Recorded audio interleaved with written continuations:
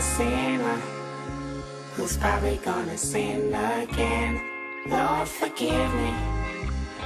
Lord, forgive me. Things I...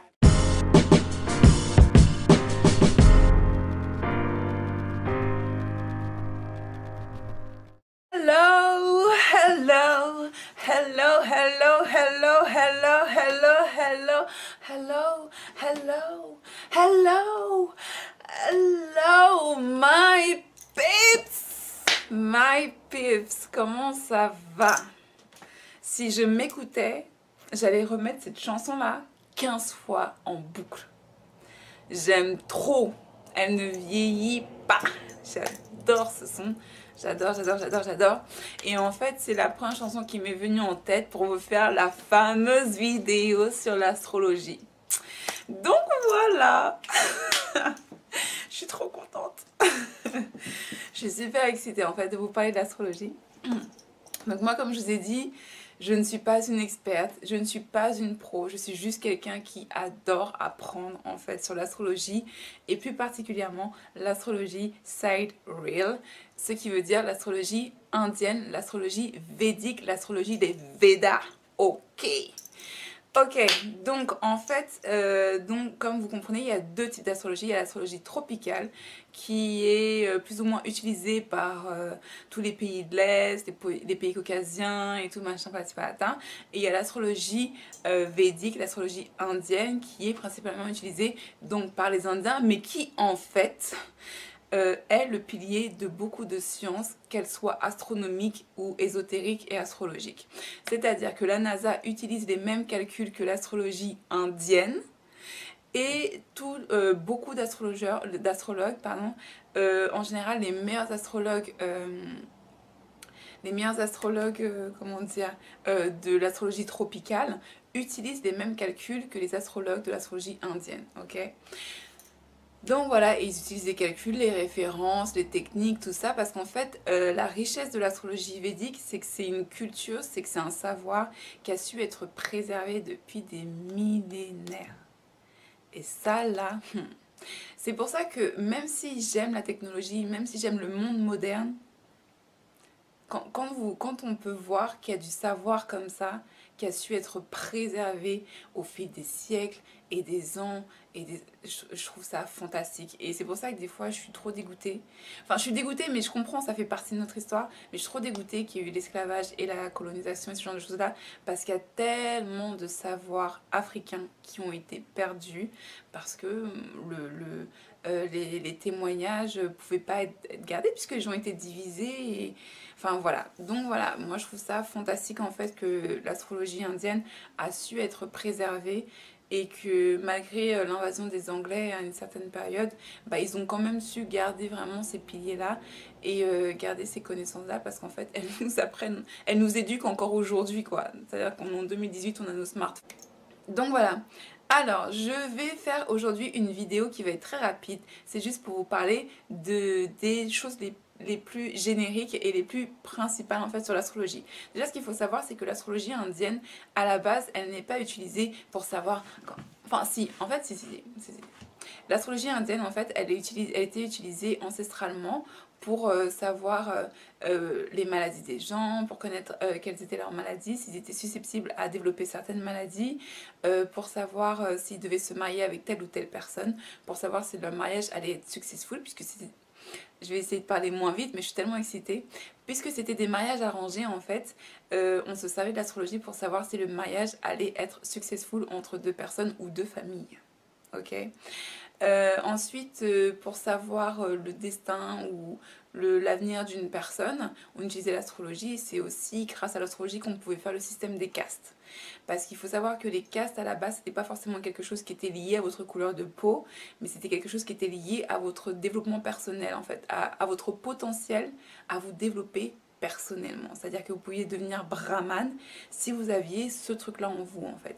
Et ça pouvait être vu selon votre carte.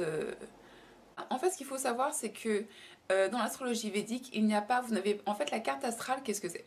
La carte astrale, en fait, c'est le placement des planètes selon votre heure, votre date et votre lieu de naissance, ok?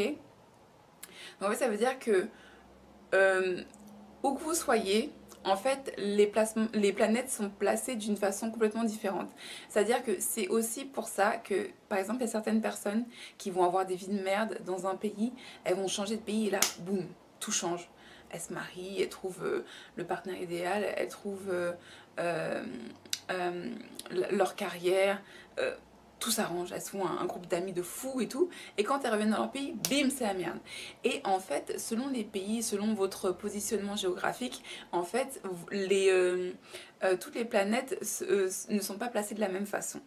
Et en fait, c'est pour ça que quand vous allez voir un astrologue, ce qu'on va vous demander, c'est votre lieu de naissance, votre date de naissance et votre heure de naissance. Et un bon astrologue, il va vous demander est-ce que vous avez changé de pays avant l'âge de 5 ans. Pourquoi? Parce qu'en fait, le fait que vous grandissez, par exemple, dans mon cas, moi je suis arrivée en France à l'âge de 4 ans et demi, enfin quelques semaines avant mes 5 ans. Et en fait, en France et au Cameroun, ma carte astrale n'est pas identiquement la même. C'est-à-dire qu'il y a quelques petits changements, et en fait des changements qui ont beaucoup d'importance. Mais en fait, le truc c'est que vous pouvez avoir une carte astrale au Cameroun avec un potentiel énorme pour plein de choses.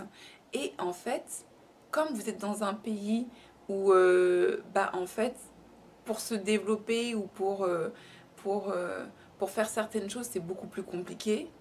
En fait, vous n'y arriverez peut-être jamais parce que vous êtes dans un pays où vous ne pouvez pas activer en fait ces choses-là dans votre vie. Alors que vous allez vous retrouver dans un pays qui est moderne et où vous avez beaucoup plus de possibilités et de champs de possibilités. Et en fait, là, vous allez pouvoir activer plein de choses qui sont dans votre carte astrale. Ok?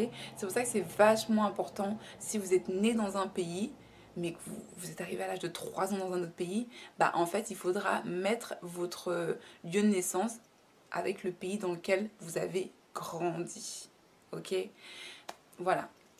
Et en fait, la carte astrale, en fait, je vous le montrerai dans la prochaine vidéo, mais en fait, la carte astrale est divisée en 12 maisons. Et en fait, chacune des maisons représente quelque chose d'extrêmement précis, que ce soit physique, que ce soit mentalement, que ce soit au niveau de la famille, que ce soit professionnellement. Et en fait, c'est assez hallucinant. Alors en fait, ce qu'il faut savoir, c'est que dans l'astrologie indienne, il y a une carte astrale pour votre vie générique, ok ? Et en fait, cette carte astrale-là, cette carte astrale principale, elle va décrire plus ou moins les grandes lignes de votre vie. Mais, en fait, avec les Indiens, vous avez, je crois, c'est une soixantaine et peut-être même plus de cartes astrales. Pourquoi? Parce qu'en fait, vous allez vous développer en une certaine personne toute votre vie, mais à partir de l'âge de 27 ans, vous allez commencer à changer. Vous allez commencer à rentrer dans la vie active, peut-être vous marier, avoir des enfants et ce genre de choses-là. C'est-à-dire que ensuite, à partir d'un certain âge, vous pouvez commencer à étudier cette carte astrale-là à partir de 27 ans, mais vous avez une deuxième carte astrale qui s'appelle le Navamsha. Et Navamsha, en fait, c'est la seconde partie de la vie. Et en fait, ça décrit qui vous êtes en train de devenir. C'est-à-dire que vous êtes qui vous êtes jusqu'à un certain âge, et vous allez découvrir qui vous êtes en train de devenir à partir de 27 ans.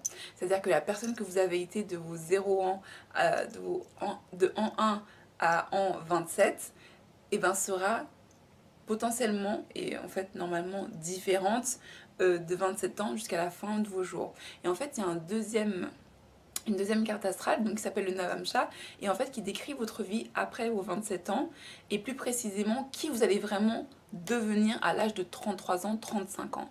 Pourquoi? Parce qu'à l'âge de 33 ans, 35 ans, normalement vous êtes vraiment assis en fait. C'est-à-dire que votre carrière, c'est bon, c'est celle-là. Théoriquement, vous êtes marié, peut-être même des enfants, ce genre de choses-là. Et donc voilà en fait. Et ensuite, il y a aussi une carte astrale qui s'appelle le Dasamsha. Et en fait, le Dasamsha, en fait, c'est toute votre carrière professionnelle, c'est votre réputation. C'est-à-dire que ça va vous permettre de voir quel est votre potentiel et quelles sont les qualités, les compétences que vous devez exploiter pour pouvoir activer en fait cette carte astrale là, la carte astrale de la réputation, du travail, de la vie en société, ce genre de choses là. Et ensuite vous en avez plein d'autres. Vous avez la carte astrale sur vos réactions émotionnelles, vous avez la carte astrale sur vous intimement, vous, vraiment, vous, comment vous êtes. Vous avez la carte astrale sur la relation avec votre mari. Vous avez la carte astrale sur le genre de parent que vous allez être. Vous avez la carte astrale sur les ancêtres. Est-ce que vous avez récupéré de vos ancêtres? Vous avez la carte astrale sur vos succès, les maladies, tout, la spiritualité, tout. Et en fait, la carte astrale principale, c'est juste vraiment les grandes lignes. Et en fait, dès que vous allez, par exemple, si vous avez envie, comme je vous ai dit, la carte astrale est divisée en 12 parties, en 12 maisons. Et ces 12 maisons, elles représentent quelque chose de très précis, que ce soit dans la vie professionnelle, personnelle et ce genre de choses-là. Et en fait, quand vous avez envie de vous focaliser sur un truc en particulier, par exemple... j'ai envie de savoir qui je vais être vraiment dans mon foyer que j'aurai fondé avec mon partenaire, et ben du coup vous allez avoir une carte astrale particulière pour ça. Ok, donc voilà, donc ça c'est les cartes astrales. Ensuite ce qu'il faut savoir, c'est que dans l'astrologie en fait il y a 4 éléments, que ce soit l'astrologie tropicale ou sidereal, il y a 4 éléments, c'est le feu, l'air, l'eau et la terre. Donc en fait ces 4 éléments là comporte 3 signes astrologiques. Donc par exemple le feu c'est Bélier, Sagittaire et Lion, l'air c'est Verseau, Balance, je les cherche en anglais là déjà, Verseau, Balance et Gémeaux. Ensuite l'eau c'est Poisson, Scorpion et Cancer, et la terre c'est Capricorne, Vierge et Taureau. Voilà. Donc vous avez ces signes-là qui sont divisés par des éléments. Et en fait, ces éléments-là ont des particularités très précises. C'est-à-dire qu'il y a même des signes qui sont... Et en fait, ont des particularités très précises. C'est-à-dire que les éléments du feu, ce sont des éléments qui sont toujours au taquet. Toujours machin, qui sont... Vous voyez, c'est le feu, quoi. C'est le feu, ils ont toujours la pêche, ils adorent flamber, flamboyer, ils adorent se faire remarquer. Ce sont des éléments qui... le feu, qu'est-ce qu'ils font, le feu aussi? Ce sont des éléments qui sont assez... qui ont beaucoup de tempérament, vous voyez, des choses comme ça. Ensuite, l'air, ce sont des signes qui ont plutôt des comportements très scientifiques, très intellectuels, qui parlent beaucoup. Ce sont des éléments qui sont très humains, qui sont très dans... de l'homme à l'homme. Ce sont des éléments qui sont très dans la négociation et ce genre de choses-là. Des éléments qui sont très dans la communication aussi. L'eau, en fait, ce sont des éléments qui sont plutôt dans tout ce qui est ésotérique, plutôt tout ce qui est travail, introspection, tout ce qui est travail émotionnel, artistique aussi, psychologique et ce genre de choses-là.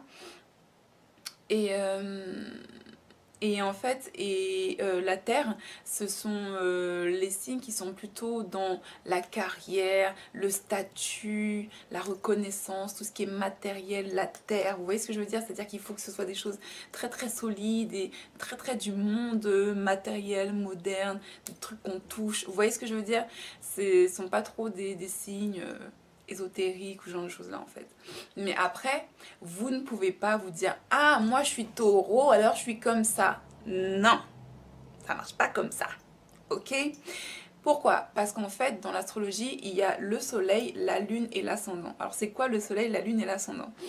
Alors le soleil, la lune et l'ascendant, en fait c'est body, mind and soul, c'est-à-dire l'âme, l'esprit et le corps. Voilà.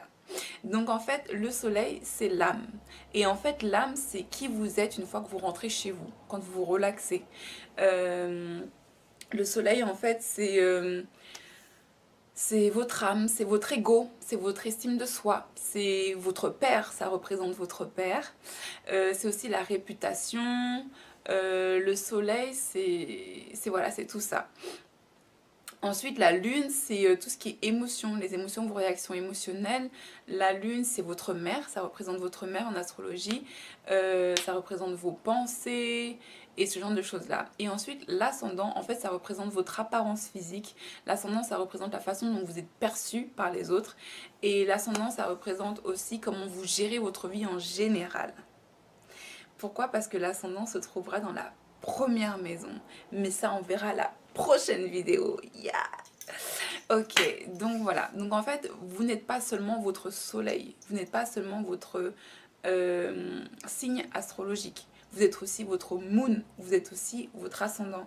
Et en fait, la lune, c'est quand même beaucoup vous, parce que c'est votre façon de réagir émotionnellement aux choses de la vie. Et ensuite, l'ascendant, c'est votre façon de gérer en fait votre life, vos relations avec les autres, professionnelles, les études, tout. Donc en fait, tout est très très important. Vous n'êtes pas seulement le poisson, vous n'êtes pas seulement un poisson, vous n'êtes pas seulement un lion, vous n'êtes pas seulement un bélier, vous êtes un mélange de tout. Ok. Et en fait, avec la carte astrale, vous allez aussi avoir plusieurs planètes. Donc, il y a aussi 12 planètes. Donc, les planètes, j'en parlerai dans la prochaine vidéo. Et donc, en fait, les planètes vont être placées dans certaines maisons. Et donc, ça va vraiment affecter votre personnalité d'une façon différente. C'est-à-dire que, par exemple, vous voyez, vous allez avoir deux jumeaux. Il suffit qu'ils soient nés avec 2 minutes de différence pour qu'ils n'aient pas les mêmes cartes astrales. Et donc, comme ils n'ont pas les mêmes cartes astrales, ils n'ont pas forcément les mêmes personnalités, ils n'ont pas les mêmes objectifs, ils n'ont pas les mêmes sensibilités, et ils n'auront pas les mêmes vies, en fait. Vous voyez ce que je veux dire? Donc, voilà. Donc, voilà. C'est notre première vidéo sur l'astrologie. Ça fait déjà pas mal à digérer. Je vous souhaite une excellente... C'est notre première vidéo sur l'astrologie. Je vous invite, mes chéris cocos, à liker la vidéo, à la partager. Si vous avez des potes et tout qui sont dans l'ésotérisme comme nous, si vous avez envie de faire découvrir quelque chose à quelqu'un ou à plusieurs de vos potes, je vous invite vraiment à liker la vidéo, à vous abonner, continuez à vous abonner, vous déchirez tout, je vous kiffe. Continuez à vous abonner, partager, liker, commenter, mettez des petits commentaires quand vous kiffez quelque chose. Si vous avez des questions, tout ça, on est là pour ça. En tout cas, moi, je suis là pour ça. Je vous fais des énormes bisous. Aussi, j'ai une nouvelle page Facebook qui sera dédiée spécialement à tous mes Frenchies, à tous ceux qui sont fâchés là avec la langue anglaise. J'ai fait une page Facebook pour vous où il y aura le conte cosmique que j'ai écrit. Il y aura... du coup, toutes les vidéos Pyramide Noire, il y aura tous mes blogs, mes articles de blog et toutes les infos, mais dans la langue française, dans la langue de Molière, ok? Donc comme ça, tout le monde est content. Donc je vous mets le lien de ma nouvelle page Facebook qui s'appelle Pyramide Noire, comme la chaîne YouTube, et je vous fais des énormes bisous,